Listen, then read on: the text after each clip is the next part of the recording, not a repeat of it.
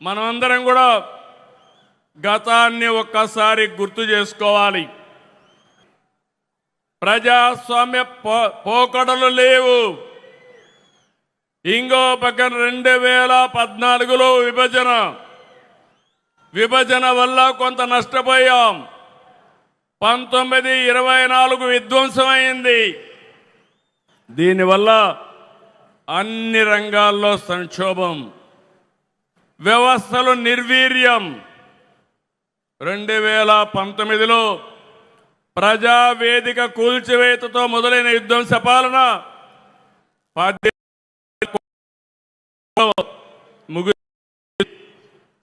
అప్పులు, అరాచకాలు, ఆర్థిక విధ్వంసం, కూల్చివేతలతో కడకు రాష్ట్రాన్ని విధ్వంసం చేశారు. అవునా కాదా అని మిమ్మల్ని అడుగుతున్నా.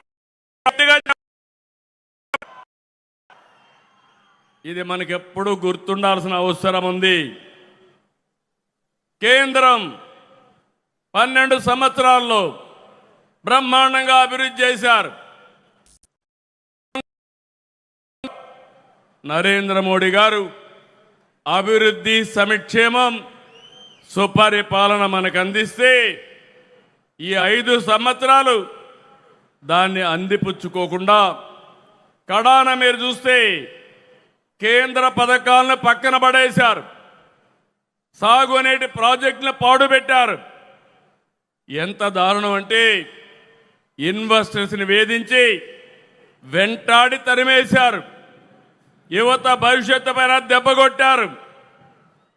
ఆ రోజు కేంద్రం ఇంటింటికి ట్యాప్ వాటర్ ఇవ్వాలని 27,000 కోట్ల రూపాయలు ప్రాజెక్టు శాంక్షన్ చేస్తే 40% గ్రాంట్ ఇస్తే దాన్ని కూడా ఉపయోగించుకోలేదు.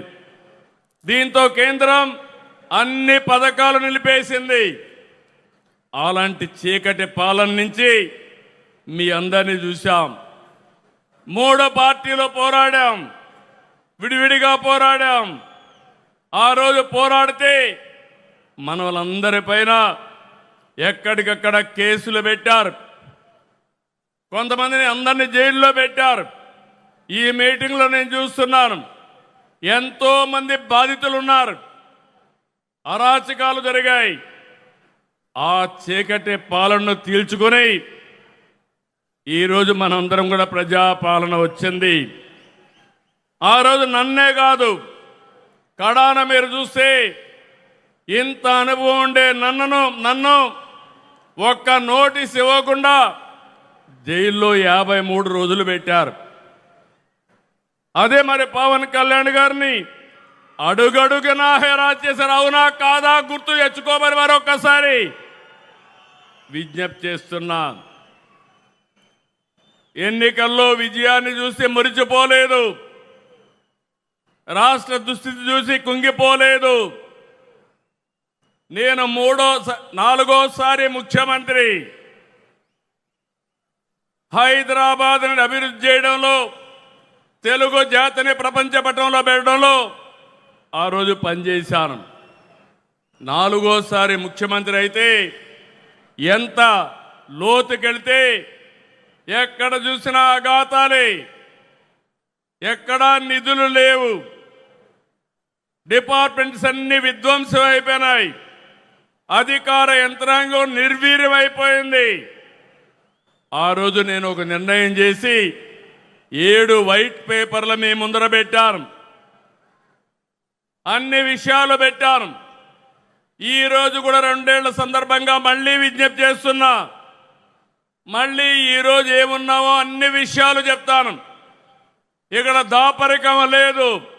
ఒక ప్రజా ముఖ్యమంత్రిగా, ఈ ప్రజా ప్రభుత్వాన్ని నడిపించే వ్యక్తిగా మీకు అన్ని విషయాలు చెప్తానని ఆంధ్రప్రదేశ్ రాష్ట్రానికి ప్రజలందరికీ విజ్ఞప్తి చేస్తున్నా. మీరు ఆ రోజు తీసుకున్న విజ్ఞత, ఆ విజ్ఞతే డబుల్ ఇంజన్ సర్కార్ ఎన్డీఏ ప్రభుత్వానికి ఓటేసి రాష్ట్రాన్ని గెలిపించిన రాష్ట్ర ప్రజలకి మరొక్కసారి శిరస్సు వంచి మనస్సాక్షిగా నమస్కారాలు తెలియజేస్తున్నా. ఈ రాష్ట్రాన్ని మీరు కాపాడారు. దేశం దూసుకెళ్తా ఉంది. ఆంధ్రప్రదేశ్ రాష్ట్రం విధ్వంసానికి గురైంది. విజ్ఞత చూపించారు. రాజకీయ పార్టీలు సమైక్యంగా పనిచేశారు. ఆ ఫలితమే ఈరోజు ఈ రాష్ట్రాన్ని రక్షించుకోగలిగాం. మళ్ళీ వెంటిలేటర్ పైన ఉన్న రాష్ట్రానికి కేంద్రం ఆక్సిజన్ ఇచ్చి బతికిచ్చిందని చెప్పి కూడా నేను మీకు తెలియజేస్తున్నా. నేను ఒక విషయం చెప్పాలి. రాత్రికి రాత్రి అన్ని చేసేసాం, అన్ని సాధించేశాం అని నేను ఎప్పుడూ చెప్పడం లేదు. ప్రతి ఒక్కరూ ఈ రాష్ట్రంలో గుర్తుపెట్టుకోవాలి. నేను గర్వంగా చెప్తాను, ఆ రోజు ఈరోజు ప్రజలందరూ కూడా శాంతియుతంగా ఉండగలుగుతున్నారంటే, లా అండ్ ఆర్డర్ ఉందంటే, మీ ఆస్తులకు రక్షణ ఉందంటే అది ఎన్డీఏతోనే సాధ్యమైందని మరొక్కసారి మీకు విజ్ఞప్తి చేస్తున్నా. ఈరోజు మీరు చూస్తే విధ్వంసన వ్యవస్థల్ని ఎక్కడికక్కడ మళ్ళీ ఘాట్లో పెట్టే పని చేస్తున్నాం.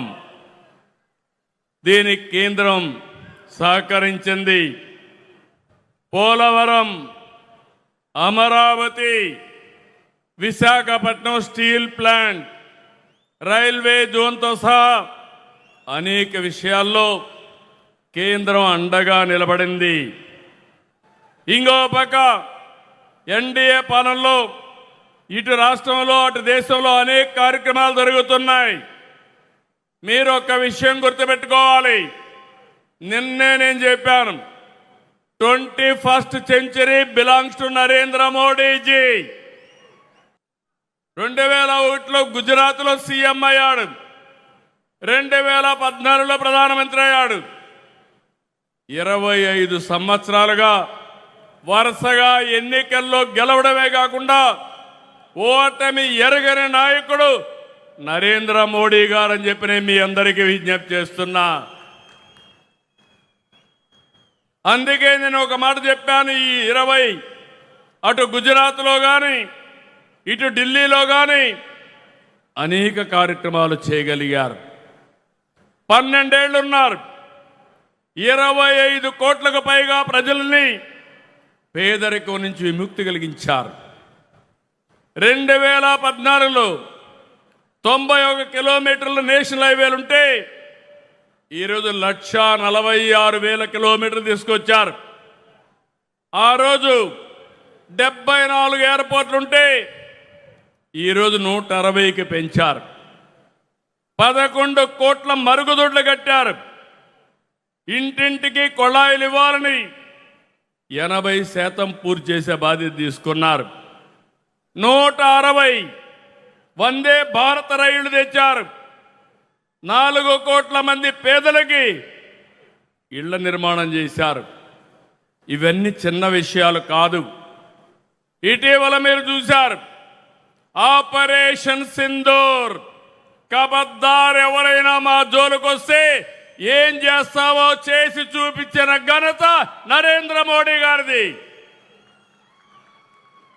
ఈ విషయంలోనే కాదు, మీరు ఒక్కసారి గుర్తుపెట్టుకోవాల్సింది అనేక విషయాల్లో చంద్రయాన్, గగన్యాన్ ఇలాంటి విషయాల్లో మన దేశ ప్రతిష్ట పెంచాయి. ఇలాంటి అనేక కార్యక్రమాలు ఇప్పుడు ఆయన చేసిన పనుల వల్ల ప్రపంచంలో మన గౌరవం పెరిగింది, భారతదేశ ప్రతిష్ట పెరిగింది, ఒక నమ్మకం వచ్చింది. 2047కి తిరుగులేని శక్తిగా భారతదేశం తయారవుతుందని మరొకసారి విజ్ఞప్తి చేస్తున్నా. అవును అంటే గట్టిగా చప్పట్లు కొట్టి అభినందించండి ప్రధానమంత్రి గారిని. 2 దిక్కళ్ళ ఎన్డీఏ ప్రభుత్వాలు ఉన్నాయి. కానీ ఈరోజు మనం గుర్తుపెట్టుకోవాల్సింది 5 సంవత్సరాల సమయాన్ని మనం అవకాశాల్ని పోగొట్టుకున్నాం. మళ్ళీ విధ్వంసం నుంచి ప్రారంభించాం. ఒక్కొక్క అడుగే ముందుకేస్తున్నాం.